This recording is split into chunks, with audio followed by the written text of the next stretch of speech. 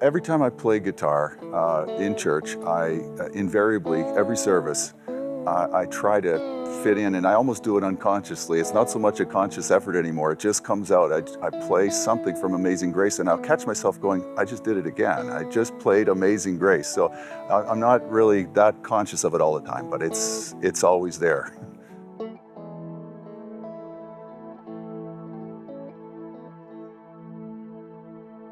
When did I fall in love with music? Probably about when I started breathing, I think, to be honest. I think my mom and dad both were musical. My dad played jazz trumpet, my mom played the piano. There was always something going on in the background. Parents singing.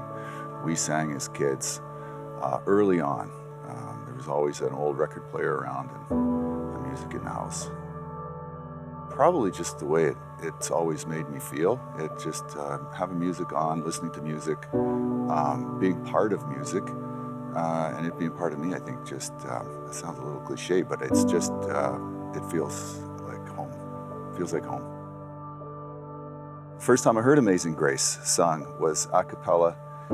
My friend took me to a conference. It was about music, the session I went to that night. And they ended the conference with the singing a cappella of Amazing Grace. About 5,000 people with candles. I listened to the song and connected to the song as I listened. And through the song, I connected to Jesus. And in that moment, I was born again. Well, having grown up fairly wild, I guess, you'd say I didn't have a whole lot of supervision. My family broke up and I ended up developing some bad habits, some expensive habits, which in turn led to some problems with the law. The unholy trinity, sex, drugs, and rock and roll, like the Iron Jury and the Blockheads song, that was what we lived for. That was it. Suffice to say, the 70s for me were a pretty dark decade.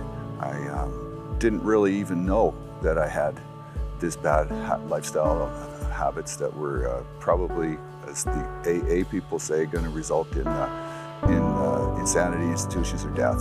That seemed to be the logical outcome, and I guess I was okay with that. And then I met a Christian, first Christian I ever met. And his wife led my girlfriend to Jesus, and over the course of about a year, the next year, I became open to that possibility. And at the conference I went to, where they sang Amazing Grace, my heart was open, the eyes of my heart were opened, and I became a Christian. It was like night and day. I didn't deserve it.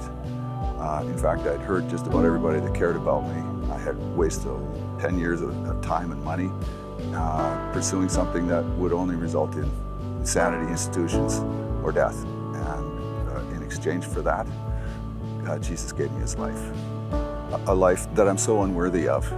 And to remember, to be thankful, that's my challenge now. I've forgotten more blessings than I could remember. God's grace is just ongoing every morning, every day. Despite the craziness of the world and the fact that it's not perfect, God's grace just is strength, it's joy, it's peace, it's everything I need.